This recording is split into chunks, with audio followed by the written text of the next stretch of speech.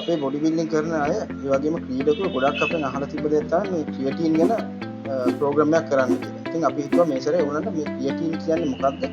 ඒක ගැන යම්කි විස්තරයක් කරලා දෙන්න.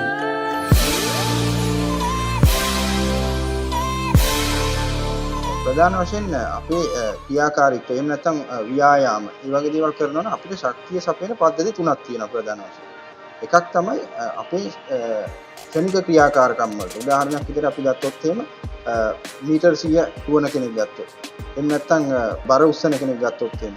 මේ වගේ කෙනෙක්ට වැදගත් වෙනවා මේ ෆොස්ෆෝජන් පද්ධතිය කියන්නේ. ඒ වගේම තව පද්ධතියක් තමයි ඒරොබික් පද්ධතිය කියන්නේ. ගන්නවා. උදාහරණයක් විදිහට දැන් අපි හිතමු මැරතන් දුවන ක්‍රීඩකෙක් කියලා. ඒ මැරතන් ක්‍රීඩකෙක්ට වැදගත් වෙන්නේ ඒරොබික් කියන පද්ධතිය. එතකොට දැන් මේ අතරමැද්දේ යම් කිසි ක්‍රියාකාරකම් කරන අයට වැදගත් වෙනවා ග්ලයිකෝජන් ලැක්ටික් ඇසිඩ් කියන පද්ධතිය. දැන් අපි අර පළවෙනි එක කතා කරපු ක්ෂණිකව උගලන්න ශක්තිය සපයන මේ ෆොස්ෆෝජන් පද්ධතිය කියන ඒ පද්ධතිය කොටසක් විදිහට තමයි මේ ක්‍රියටින් කියන එක ක්‍රියා කරන්නේ. එතනදී ඒක ක්‍රියටින් ෆොස්ෆේට් විදිහට තමයි අන්තර්ගත වෙන්නේ. මෙතනදී ඔයගලන්ට ක්‍රියටින් ෆොස්ෆේට් කියන එක ඔයගලන්ගේ යම් ක්ෂණික ක්‍රියාකාරීත්වයන්ට අවශ්‍ය ශක්තිය සපයීමක් තමයි කරන්නේ මූලිකව. ක්‍රියටින් කියන එක අපි ගත්තොත් එහෙම මේක අත්‍යවශ්‍ය පෝෂකයක් විදිහට අපි සලකන්නේ නැහැ. විශේෂයෙන් ඒක අපේ ශරීරයේ ස්වභාවිකව නිෂ්පාදනය වෙනවා. ප්‍රධාන වශයෙන්ම ශරීරයේ නිෂ්පාදනය වෙන්නේ අපේ අක්මාවේ සහ වකුගඩුවල. මේක වකුගඩුවල සහ අක්මාවේ නිෂ්පාදනය වෙලා රුධිරය හරහා ඔයගලගේ මාංශ පේශි වලට ගමන් කරනවා. ගමන් කරලා මේ මාංශ පේශි වල තමයි මේක තැන්පත් වෙලා තියෙන්නේ. දැන් අපි මේ බොඩි බිල්ඩින් කරන ගොඩාක් කට්ටිය මේ ක්‍රියටින් කියන එක ගන්නවා. මොකද එයාගේ මේ මාංශ පේශි වර්ධනය වෙනවා කියලා හිතාගෙන. නමුත් මේක මෙහෙම වෙන්නේ නැහැ. ඒක දැන් ක්‍රියටින් ගන්න එකේ වාසියක් තමයි ඔයගලන් ක්‍රියටින් ගත්තොත් සාමාන්‍යයෙන් ඔයගලන්ගේ යම්කි ක්‍රියාකාරකම් කරගෙන යන්න ඒක ක්ෂණික ශක්තිය ඔයගලන්ට සපයනවා. මේක නිසා දැන් අපි හිතමු බර උස්සන කෙනෙක් ගත්තොත් එයාට වැඩි බරක් උස්සන්න පුළුවන් හැකියාවක් තියෙනවා සහ වැඩි කාලයක්. එතකොට ඒ නිසා එයාගේ මාංශ පේශි වර්ධනය වෙන්න පුළුවන්. දෙවෙනි කාරණේ තමයි මේ ක්‍රියටින් වලින් ඔයගලන්ගේ මාංශ පේශි වල ජලය රඳවා ගැනීම හැකියාවක් තියෙනවා.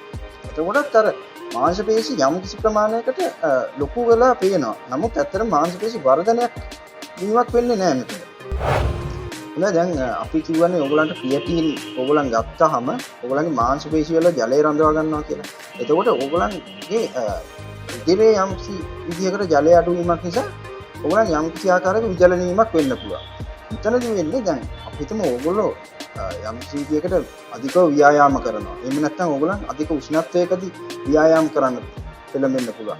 නමුත් මෙන්න මේක ඉතා භයානකයි. මොකද එතනදී ඔයගලන්ගේ දේහ උෂ්ණත්වය වැඩි වෙලා අපි උදාහරණයක් විදිහට ගත්තොත් ක්‍රෑම්ස් වගේ දේවල්. එහෙම නැත්නම් අපි කියනවා හීට් එක්ස්ප්ලෝෂන්, හීට් ස්ට්‍රෝක් වගේ දරුණු අනතුරු වලටත් ඔයගලන් මුහුණ පාන්න පුළුවන්.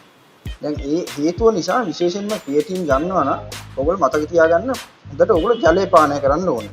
දැන් ඔයගොල්ලෝ බලනවා ඇති දැන් ජලය පානය කරන්න කිව්වත් අපි කොච්චර වතුර බොන්න ඕනද කියන එක ඔයගලන්ට ගැටලුවක් වෙනවා. නමුත් මේකට සාමාන්‍යයෙන් ජල වශයෙන් අපි ඕගලන්ට බලා ගන්න පුළුවන් ක්‍රමයක් තමයි ඕගලන්ගේ මුත්‍රා හොඳින් පැහැදිලිව පිට වෙනවා නම් අන්න එතනදී ඕගලන්ගේ ශරීරයේ යම්කිසි ආකාරයකට විචලන වීමක් වෙලා නැහැ කියන එක අපිට ජල වශයෙන් හිතා ගන්න පුළුවන්.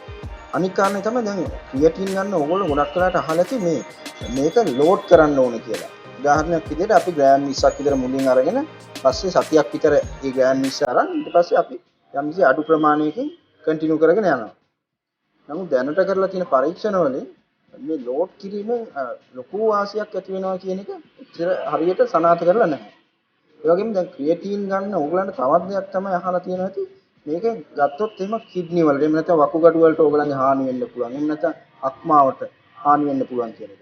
අතම දැන් මේ පිළිබඳ පරීක්ෂණ ගොඩක් කරලා තියෙනවා. දැන් උදාහරණයක් විදිහට යුරෝපියන් ෆුඩ් සේෆ් ඔතොරිටි කියන එක. එහෙම නැත්නම් American College of Sports Medicine. මේ වගේ ආයතන වලින් යම් කිසි ආකාරයක පරීක්ෂණ කරලා තියෙනවා. නමුත් මේ liver එකට එහෙම නැත්නම් කිඩ්නි වලට ඒ සම්බන්ධයෙන් ඩැමේජ් එකක් වෙනවා කියන එක ඔප්පු කරන්න තරම් සාධක දැනට හම් වෙලා නැහැ. ඒ වගේම මේ පිළිබඳව මේ තවදුරටත් ඉදිරියටත් පරීක්ෂණ සිදු වෙමින් පවතිනවා. ඒකින්ද හොඳම දේ තමයි ඕගලන්ට යම්කිසි ආකාරයකින් වකුගඩු සම්බන්ධ අසනීපයක් තියෙනවනම් එහෙම නැත්නම් liver එකේ ඕගලන්ගේ අක්මාවේ යම්කිසි අසනීපයක් තියෙනවනම් එහෙම නැත්නම් දියවැඩිය වගේ රෝගයක් තියෙනවනම් හොඳම දේ තමයි වෛද්‍යවරයෙක් හම් වෙලා ඒ වෛද්‍යවරයාගේ උපදෙස් මත නියමිත පරීක්ෂණ වලින් පසුව මේ වගේ දේවල් ලබා ගන්න එක තමයි ඊටාම සුදුසුම දේවල්. ඕගොල්ලන් ක්‍රියේටින් ගන්නවා නම් හොඳම දේ තමයි ඕගොල්ලන් සේෆ් ලෙවල් එකට මේ ක්‍රියේටින් කියන දේ ගන්න එක. උදාහරණයක් විදිහට අපි සේෆ් ලෙවල් එක විදිහට අඳුරන්නේ ග්‍රෑම් 2ක් ග්‍රෑම් 5ක් දිනකට ක්‍රියේටින් පාවිච්චි කිරීම තමයි සාමාන්‍යයෙන් රෙකමෙන්ඩ් කරන්නේ. අනිකේ තමයි ඕගොල්ලන් කියන ප්‍රශ්නේ තමයි මේ ක්‍රියේටින් අපි ගන්න කොයි වෙලාවටද කියන එක.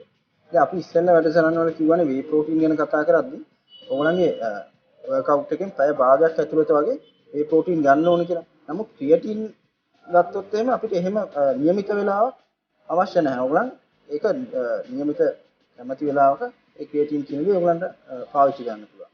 අනිත් කාරණේ තමයි ඕගොල්ලන් මතක තියාගන්න ඕනේ මේ ක්‍රියේටින් කියන දේ අපිට අත්‍යවශ්‍ය සප්ලිමන්ට් එකක් නෙමෙයි.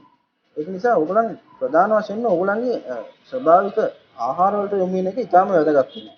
දැන් ඕගොල්ලන්ට යම්කිසි පෝෂකයක් යම්කිසි විදියකට ශරීරයට අදිපාඩුවක් වගේ දැනෙනවා නම් විතර තමයි අපි මේ සප්ලිමන්ට් කියන දේවල් වලට යොමු වෙන්න ඕනේ. ඒක තමයි ඉතාම වැදගත් පණිවිඩය අපිට ඕගොල්ලන්ට අවසාන වශයෙන් දෙන්න ඕනේ.